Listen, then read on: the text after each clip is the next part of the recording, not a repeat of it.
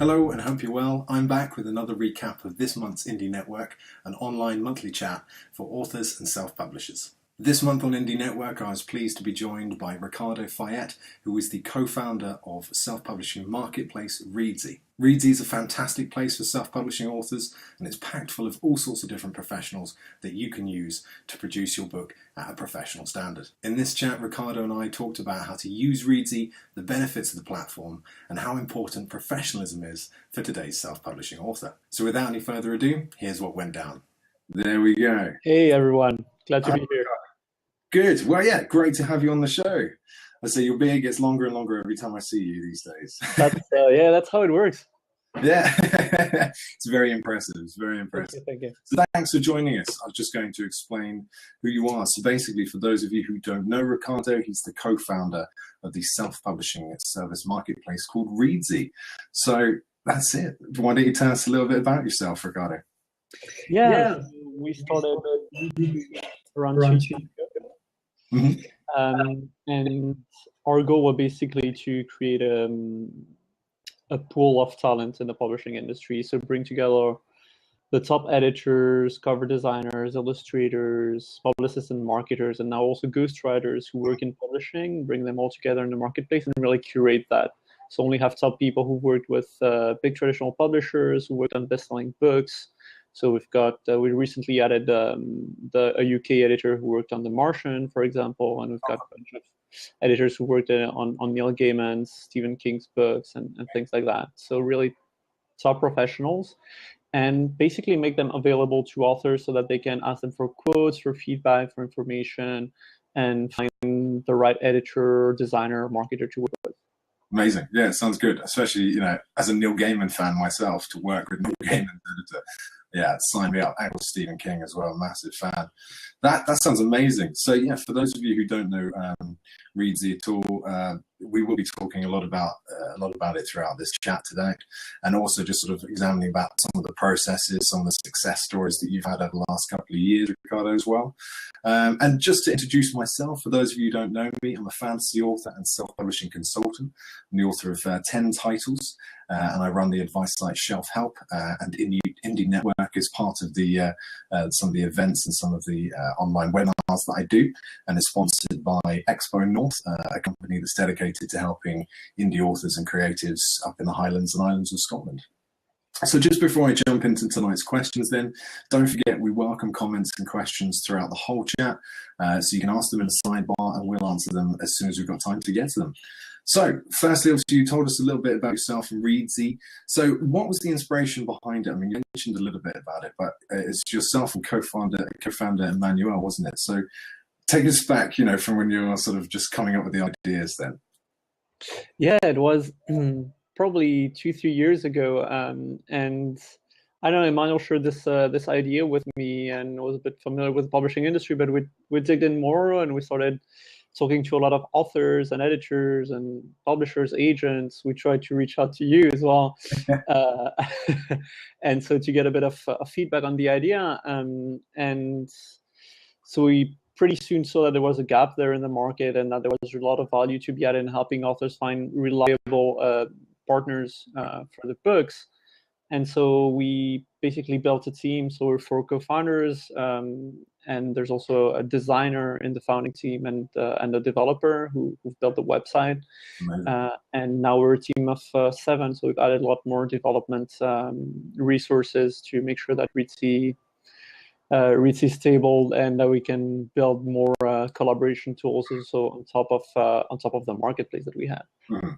You mentioned collaboration tools because obviously it's not just a place to find professionals, Reedsy, it's a place to actually work with professionals as well. So what can people do actually on your platform that they can't find on other marketplaces?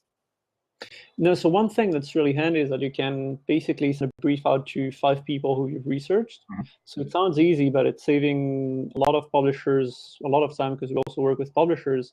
Because if you have a rush project and you're looking maybe for a proofreader and you need the book turned around in a couple of weeks, then you can just select 5 proofreaders in your genre on Reedsy, send them the brief, tell them, look, have a tight timeline.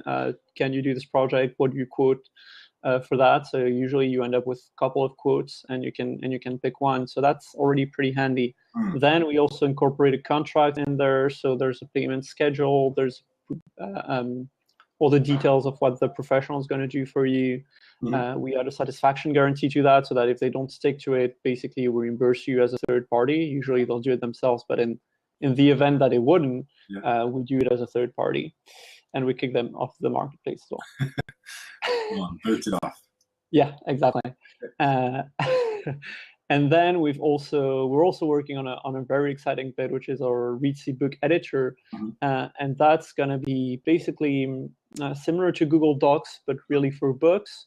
So with track changes, commenting, versioning, so that you can go back in different versions of your manuscript, and then also up to the formatting of the book for the EPUB and print-on-demand files. Yeah, because that's quite a new tool for you, isn't it? Because you released that a couple of months ago, or a couple of weeks ago now, wasn't it? Yeah, and for those that don't know, it's a really, really great tool for formatting your book for selling on EPUB, on the ebook sites such as Amazon, Kobo, Google Play, the whole host of them. So yeah, it saves you definitely a lot of time. I personally haven't used it, but I know a couple of authors who have since it's come out, and they have nothing but great things to say about it. So. Awesome. Good to hear that. They didn't tell me.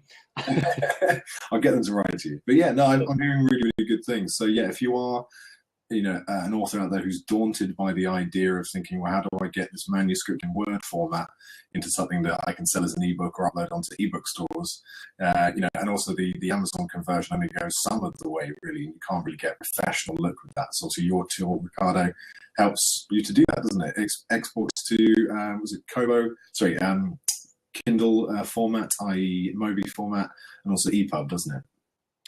So it exports only to EPUB. I think we're going to keep it that way, because then you can use the Kindle Gen converter. So basically, when you go on Amazon, if you have an EPUB file, they're going to convert it for you for free to a Mobi file. Yeah. And so we check that our EPUB files are formatted in such a way that the conversion to the Kindle file goes smoothly. Yeah, because otherwise, just trying to convert a straight Word document using the Amazon conversion is just not a good idea. No. So then obviously with an EPUB, you can upload to Amazon, you can upload to Apple. So we're working currently with Apple's team to make sure they're perfectly compliant with their very complicated standards. And you can upload to Kobo, and we also have worked with Smashwords and Draft Digital to make sure that our EPUBs are compliant with what they're looking for. So they also provide a kind of conversion, but they accept EPUBs as well, obviously. Really, really good. Yeah, it sounds like it's got tool after tool and advancement after advancement coming with Reedsy, which is great, because I think since you arrived on the scene, a couple of years ago, you have just gone from strength to strength, because I think people, you've combined everything authors need when they're starting out in terms of where do I find a professional. How do I work with a professional? You combined it all into one place. Obviously, that's why we're talking about it tonight. For those people out there who might not have used it, they can see the wonders of your platform. Thank you. So yeah, you've mentioned some of the types of professionals that you've got on the marketplace. Do you want to just give like a breakdown list of the people that authors can find, the professionals that we can connect with? Yeah, no, for sure. So we started with editors and designers, and that's already a lot of different skills, obviously, which we broke down in our kind of services FAQ. So look for that on the website. So in editing, we've got a lot of developmental editors, and so they can do basically a full developmental edit on your manuscript, analyzing the big picture and going also line by line and pointing out basically structural flows or also good things in your manuscript. And they also can do an editorial assessment instead, if that's more what you're looking for. With instead of going line by line, they're going to read through the manuscript and then write an editorial letter of 7 pages or 15 pages. Some write 20 or 30. Depends on the editor. Depends on the price.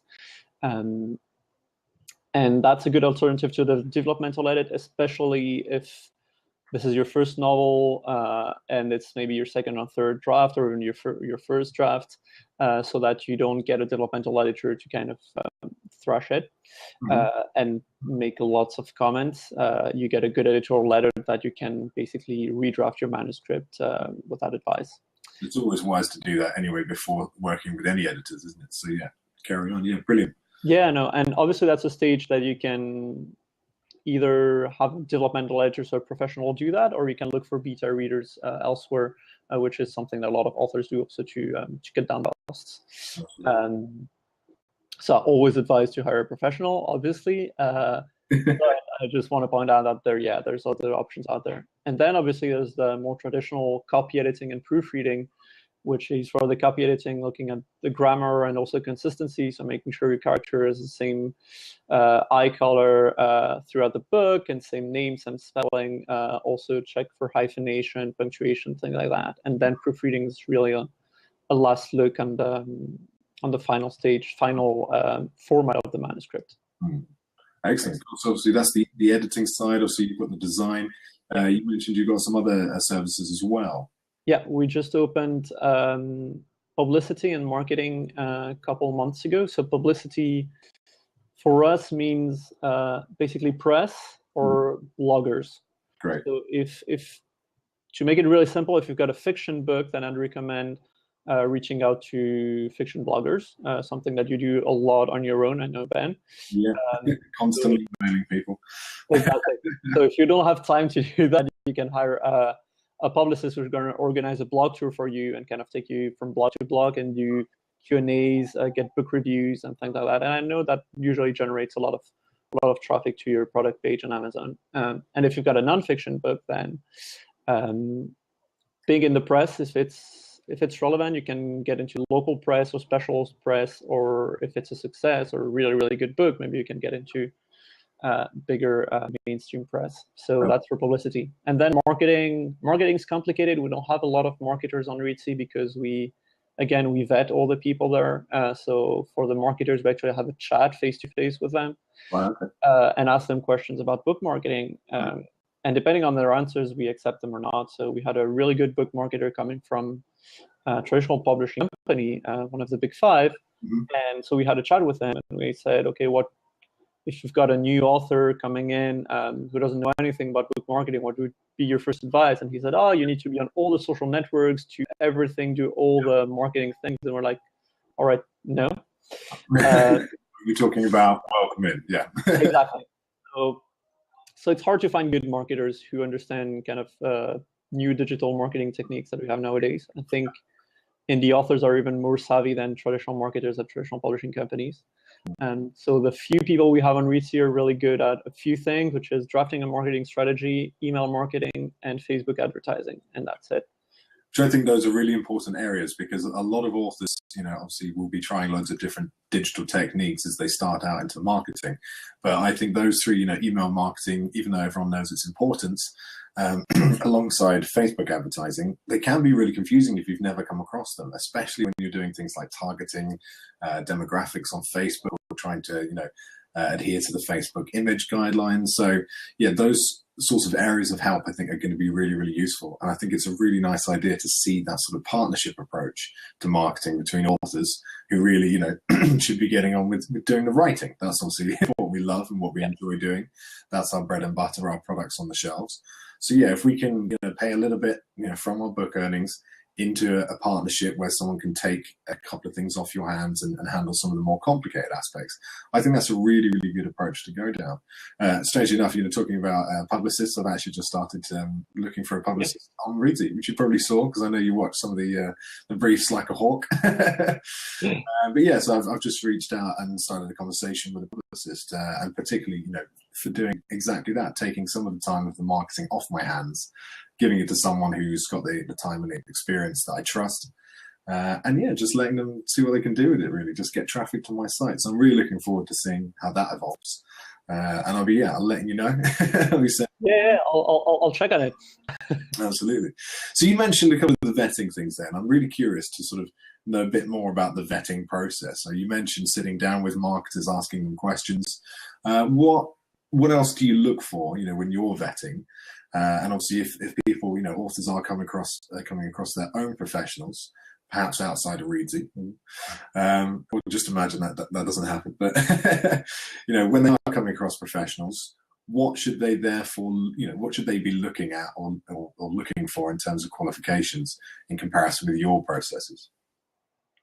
Yeah, so a few things that I'm going to tell you how we started and how we evolved as we found professionals. So what we started looking for really was a portfolio of reliable titles, and that's still the main factor in our decisions, I think. So the great thing about Reedsy is that we just ask them to fill in a profile. So all profiles look more or less the same, have the same structure. So we're able to compare, and also an author is able to compare. Because otherwise, if you compare websites to websites, it's a bit more difficult. But so the way we do that is we have a portfolio section with links that pulls information from Amazon. So just enter the Amazon link of the books they've worked on, and it pulls the book's cover, title, and blurb. Yeah. And so we click through, we check the book's previews to see if the editors acknowledged in at least some of these. Sometimes they're mentioned as contributors directly on the product page. So we check for that. Yeah. We do a social media identity check. So that's something that if you find obviously editors outside Reedsy, look at their social media presence. Are they active on Twitter? What kind of advice do they give on Twitter? Do they have a lot of followers? Do they have a lot of editor followers as well? Makes sense. And so once you've checked the social media, kind of verifying their identity and their portfolio, I think work experience is really important. And that's kind of what differentiates Reedsy from a lot of marketplaces and outside and the rest of the internet, I'd say, is that everyone on Reedsy has got traditional publishing experience. So it wasn't always a requirement. Now I'd say that it really is, except in very niche areas. But we want people not necessarily who've been employed by a traditional publisher, but who work with traditional publishers on a freelance basis, for example, or who work with literary agencies. We've got a lot of editors who work with literary agencies, because often an agent's going to find a book really interesting, but the book's going to need more developmental work, and agents don't have the time to do that anymore, so they hire a developmental editor. And all these stories are great because if you're looking to maybe get an agent at some point, or go or try the traditional publishing route, then a lot of the editors you'll find on Reedsy can help you with that as well. It's really, really useful. Yeah. I think, in that respect, looking at essentially what you've mentioned there is experience. And I think transparency or sort of trust element there. So I think that's what we can really take away from what to look for professionals, or what to look for in professionals rather. So yeah, I would think, that's the good thing about Reedsy, the fact that you have such an open approach to it, that you can actually browse their portfolios and find these people outside of Reedsy if you want to. But yeah, I definitely recommend exactly what you just said. When you are looking at professionals, wherever you might come across them, just do a little bit of digging. So you're not trying to dig out dirt or anything like that, but you just want to know that this person has had an experience in the genre that you write, the style that you write in, also the format that you write, then able to work with short stories, long trilogies, that sort of thing.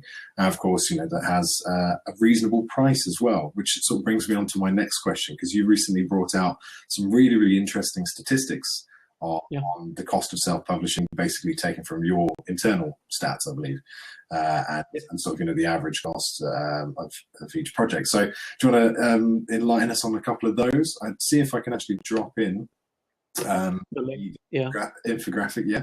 If not, if you're watching this not live, then we'll be sharing that anyway within the video. So by now it should have magically appeared on your screen. So do have a look afterwards. We'll drop in some links as well. I can drop in the comments, maybe. Absolutely, yeah. If you've got a link, there you go. Brilliant stuff. So here's the link. So what we did is after a year and a half, 15 months exactly of activity, we had over 2,000 quotes exchanged through the platform. And so we decided to kind of do a little analysis on the average costs of editing and design. So we don't have enough quotes on publicity and marketing for now, and it's also kind of different because it depends a lot on the book and on the project, and it's more hourly than project-based for marketing and publicity. But for editing and design was pretty interesting, and we had really consistent data, actually, even if the market's quite intransparent. The people on Reedsy who have a similar level of experience had also a similar level of pricing, except for cover design. So if I get into the nitty-gritty, developmental editing, I'm gonna pull up the the exact numbers again, because I don't know them by heart yet. But developmental editing, if we take the example of a 90,000 word, 80,000 word manuscript, so we've had most quotes around $1,800. So it's all in dollars for us. For copy editing, always 80,000 word manuscript, $1,300, and for proofreading, $700. Yeah. And for an editorial assessment, which, as I mentioned, is a good alternative to a full developmental edit, it's $900, so pretty much half the cost of a full developmental edit. Yeah, which I think, depending on conversion rate wherever you are, obviously converting to pounds, the sort of 900 base costs. We're looking sort of from the bottom cost up to the highest cost. I would say sort of looking at 600, 700 up to probably around 1,400, 1,500 there. So essentially what I would have expected and what I've come to expect over the last 5 years working in this industry and working with a number of different professionals and also obviously hearing the rough prices and average prices from around the market as well. So yeah, I think it's really interesting to see that. And especially, how it changes from 40K to 60K to 80K as well, because obviously a lot of people don't write epic fantasy, such as myself, when your book's, coming in at about 140, 150,000 words. And that's when editing gets a little bit more expensive. It is. Yeah. I mean, we get often people coming in with epic fantasy and with huge word count. Yeah. And they're a bit, and the thing is, prices go up very quickly because for copy editing, for example, I'm going to take the example of copy editing because it's quite easy. As I mentioned, it's about consistency copy editing. So making sure that all your punctuation, your style, your writing, your characters, all that are consistent throughout the book. So it's not really linear. The more word count you have, the more work there's for the editor to kind of compile a style sheet and make sure that everything's consistent from the beginning to the end. Yeah. So it's just not a linear thing. The more work you have, it can get exponential. And a lot of copy editors, if you come in with a 200,000 word book, most of our copy editors won't give you a quote on it, I think, because they just don't want to get into that. Exactly. Yeah. And also when it comes to printing, that's going to cost you a little bit on the per page. Yeah. So it's good to maybe think about obviously the size of content. And the thing is, if you are getting up to around 200,000 word books and things like that, I would recommend just splitting into maybe 2 or 3. Yeah, because not only do you have more product on the shelves, you can do more things with marketing. You can give away the first half or first third, and then have the second and third as sequels that you can then do extra things with. So I think it really, really makes sense. Save yourself a bit of money, spread out the cost maybe. And yeah, I just think that's the best way to do it as well. Or you could break it into really small short stories. Who knows? Have 20 of them straight away. Cool. Excellent. So yeah, going on to, price per word as well, which is really interesting just for the infographic. And again, if you're watching this, if you're not watching this live, watching this later on, I'll put all of this on the onto the screen for you. Obviously, do check out that link that Ricardo shared as well. And do as well, feel free to ask any questions for anyone watching. Feel free to just ask Ricardo anything you'd like, publishing related or not. But yeah, so anyway, price per word. That sort of yeah. So for full developmental edit, we're at 2.1 cents per word. It's less for copy editing. Obviously, it's 1.7 and 0.9 for proofreading. So you can use these kind of price per words to find the exact average cost you'd have on Reedsy for your manuscript. And obviously, as I said, an editorial assessment is 0.9, so it's more than half the cost of a full developmental edit. Exactly. And it is, again, really, really wise, like you said, to work these things out before you're actually going to publish. Because, let's say you're just starting out, you've just finished your manuscript, your first draft, or maybe even your second draft, and you're thinking, what next? A lot of people do think self-publishing costs thousands and thousands, but as we've seen from this, it's actually a lot cheaper than that. If you're only getting cover design and editing together, and you're sort of, you're using your tools to do the formatting side, you're not looking at, anywhere, I'd probably say, maximum of $2,000 here. So, that throws that sort of preconception or misconception out the window. But you still need that budgeting aspect. You still need to think, how much am I going to spend? And therefore, when do I break even? You need to approach this from a business point of view. So I think that statistic is, one of the reasons I called out. It's is why I think that's really, really interesting. And really, really helpful as well, especially if you're starting out with nothing. Exactly. A lot of people are publishing on a shoestring. I know I did back in the day, back in sort of 2009, 2010. I had probably about a couple of quid to my name, working in bars and pubs and things like that. Ex-music student.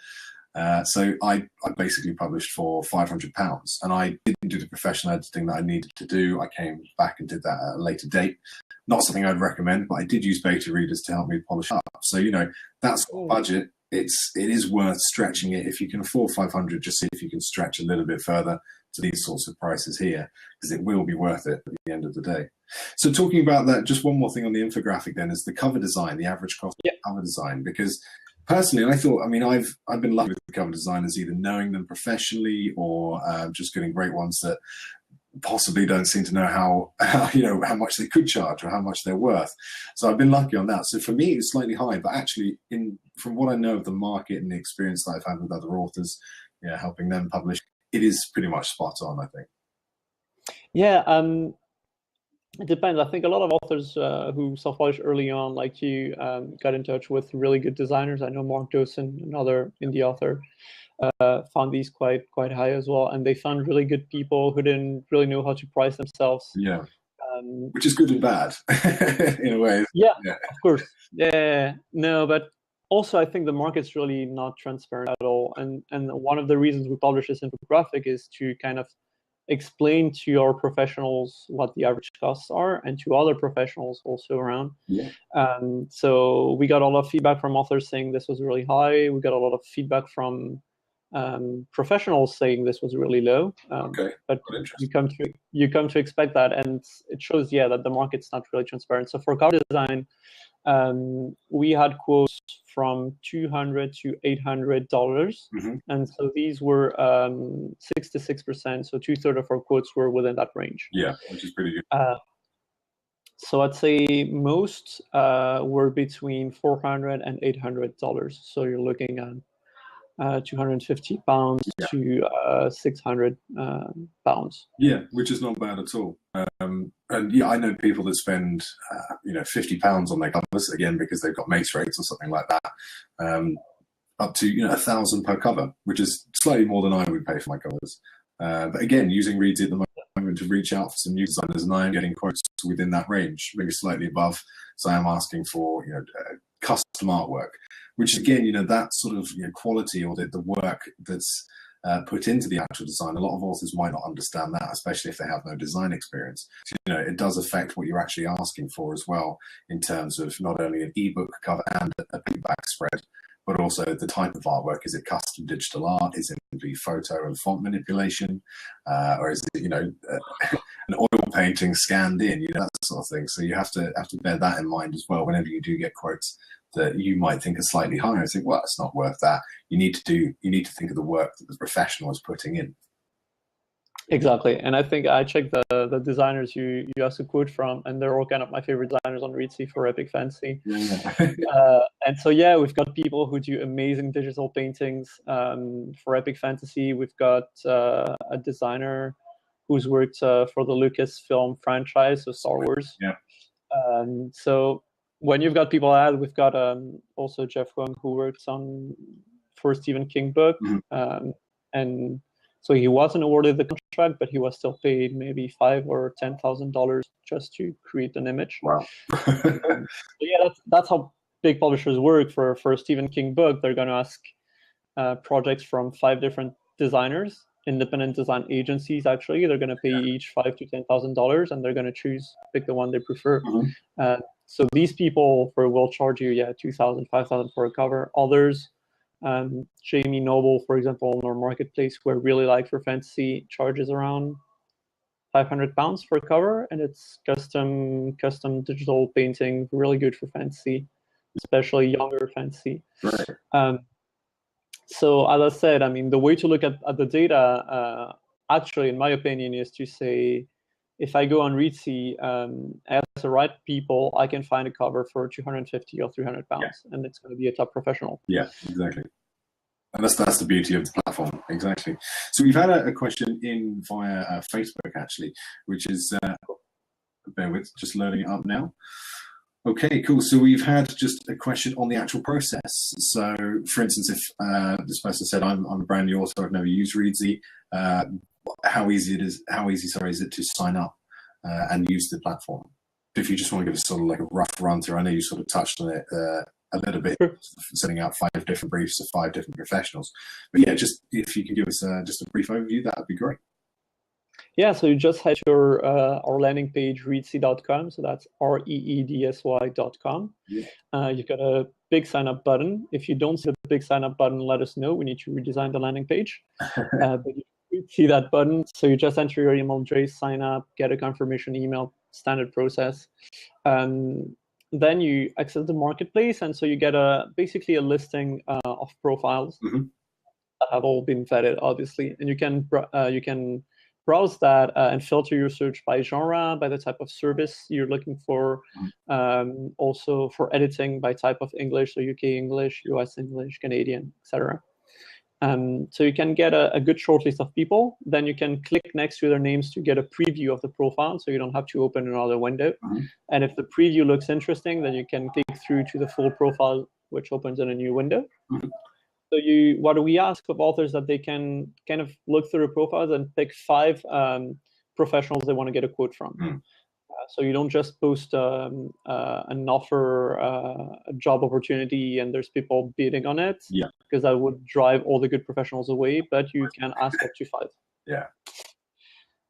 And then, so when you do that, you just fill in the brief one time, and it gets distributed to the 5 different people. If some of them decline, let's say, crazy scenario, 5 of them are really busy and cannot meet your deadline, you can replace them by other people from our marketplace. The limit is to always have a maximum of 5 active professionals in the request. I think that's a good number.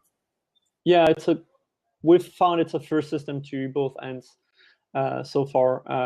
So everyone's kind of happy with it. And if you want to absolutely get 5 quotes from different people on a project, you can. Yeah. It's been very useful. Like I said, I've been using it for publicists and also for cover designers. It does save a huge amount of time.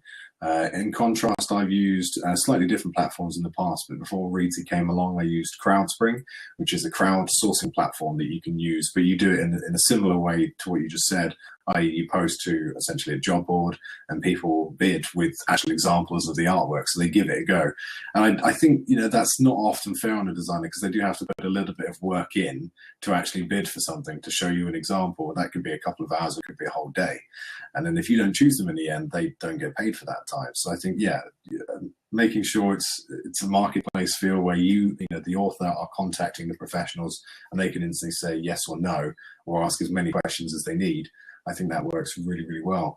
I can imagine from a professional point of view, if I was an editor or cover designer. Yeah, it's better for them, obviously. I think that the kind of platforms you mentioned, or even social media, are great for finding people who are maybe younger, slightly inexperienced, and you can find really good designers there who maybe don't have the cover design experience, but are really good designers. Exactly.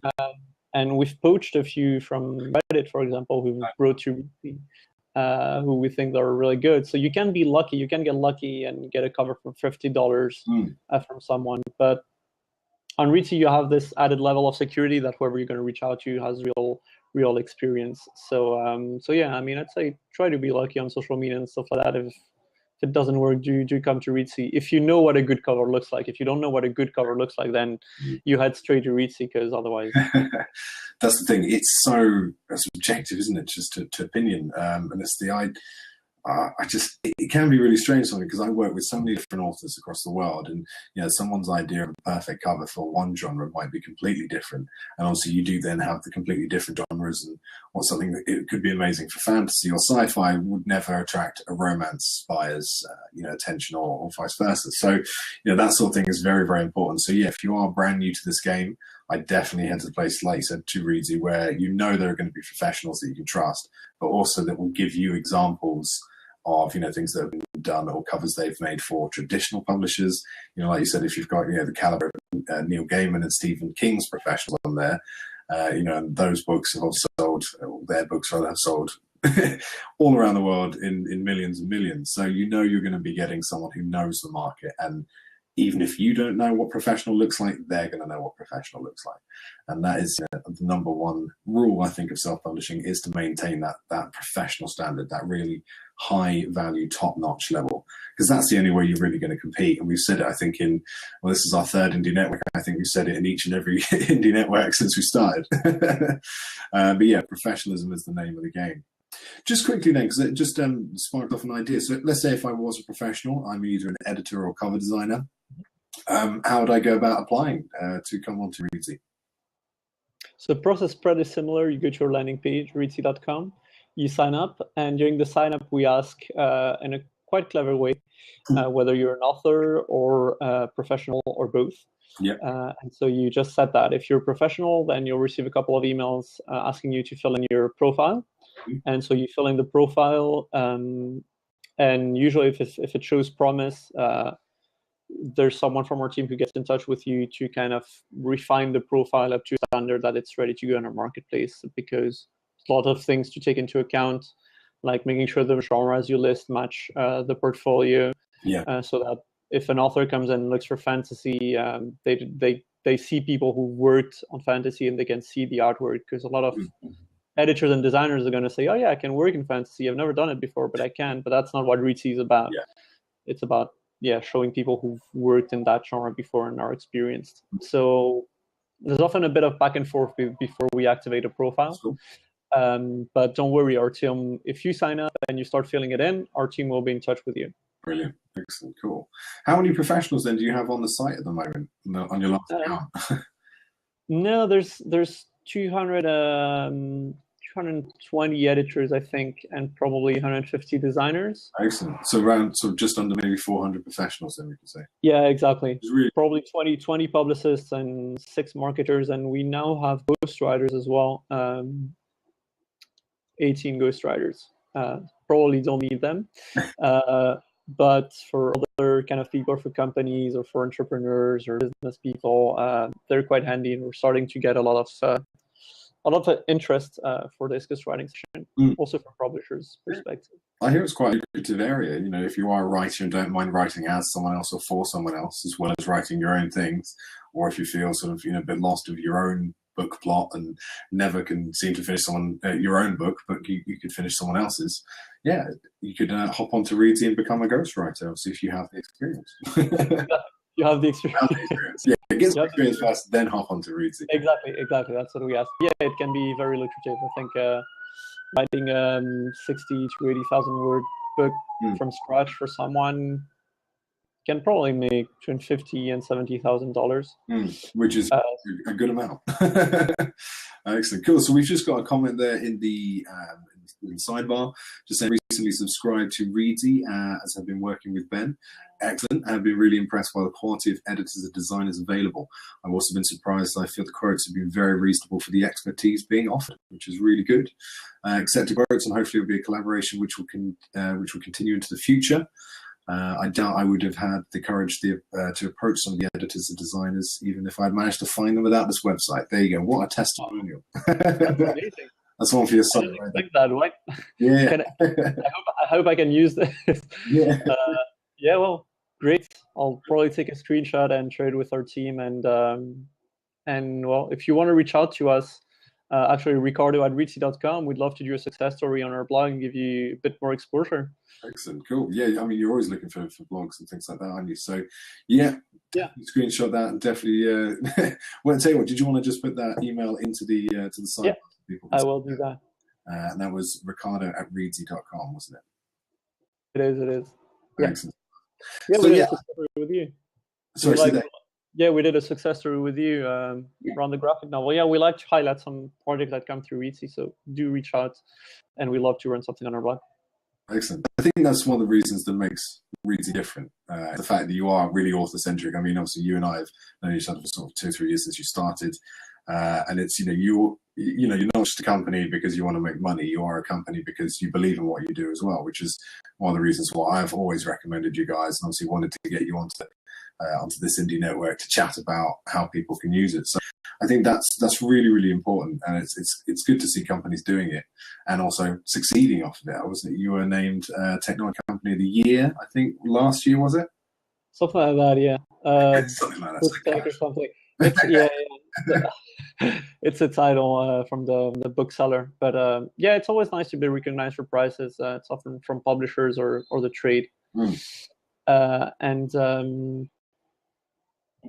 yeah, it's a good thing for us to win this. I don't think they bring too much to the business, but it's always nice for the ego. And I mean, what we prefer is getting testimonials and happy authors and projects that go through and are published, and there you go. Brilliant stuff. So going back to professionals, then, do you see yourself growing even more? I mean, are you aiming for, let's say, 1,000, or are you going to cap it at a certain point? What's in the future for Reedsy? We don't want to cap it. I think there's a lot of there's some turnover on the professionals as well. Some get hired by traditional publishing companies with a non-compete, so they have to leave the marketplace. Great. Some get too busy. We also have a calendar function for them. So if an editor is booked up for 5 months, then they can hide themselves from the marketplace. Or if they go on holiday for 2 weeks, they can hide themselves on the marketplace, so that it doesn't affect their response rates. Because that's also something you can look for in Reedsy, is that almost all of them have a 100% response rate, which means that they answer your request within 48 hours. So it's not necessarily a quote. It can be a message saying, "I'll take a look at your manuscript next week and send you a quote." That's really good.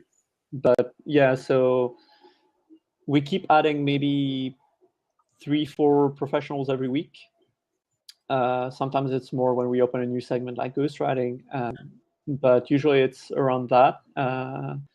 And so it's growing slowly. We're not gonna cap it, especially if we start working with a lot of publishers right now. We're probably gonna be on the look for more professionals rather than capping them. Excellent. Good to hear that. Cool. What else is in the future then? More tools? Do you foresee adding new services, that sort of thing? Yeah, no, there's definitely going to be more services. We want to get a translation service rolled out soon. So we've got a special plan for that, which I can't wait to unveil, but it's taking a bit longer. We'll have also web design, and then we'll have more for publishers, fact checkers, and indexers. Then in terms of technology, we want to really make the Reedsy book editor better and more collaborative. So now it's great for EPUB conversion. It works quite well for print-on-demand conversion as well. But we want to enable authors to also share their manuscripts with beta readers. So kind of have a public link only where people can comment. Be able to let authors work with editors directly within Reedsy. So that's the track changes, the commenting, the versioning, and all that. And basically building a better writing tool and an editing tool, adding some gamification, so word counts. Brilliant.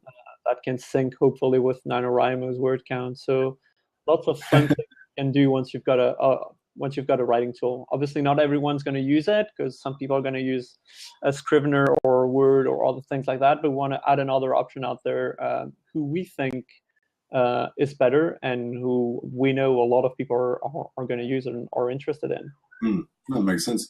Well, I for one can't wait to see what's happening in the future then. That sounds really, really good, especially the gamification. It's always good to have gamification. I know.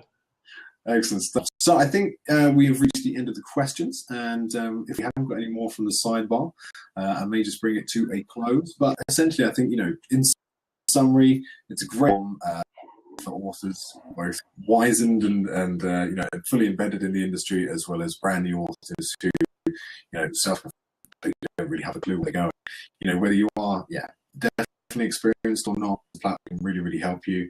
I personally love it. Obviously we've had comments as well of other authors saying how great it is. So I highly recommend it. And we'll put the links in again, just so you can obviously find those, and also find Ricardo on Twitter, which is at Ricardo Fayet, isn't it? Exactly. On Twitter, there we go. And also the links for myself. You find out about the next IndieNetwork. There's also advice that I provide for shelf help. And so next month with another special guest. But in the meanwhile, Ricardo, it's been an absolute pleasure having you on here. Really insightful, really interesting. And thanks for coming on.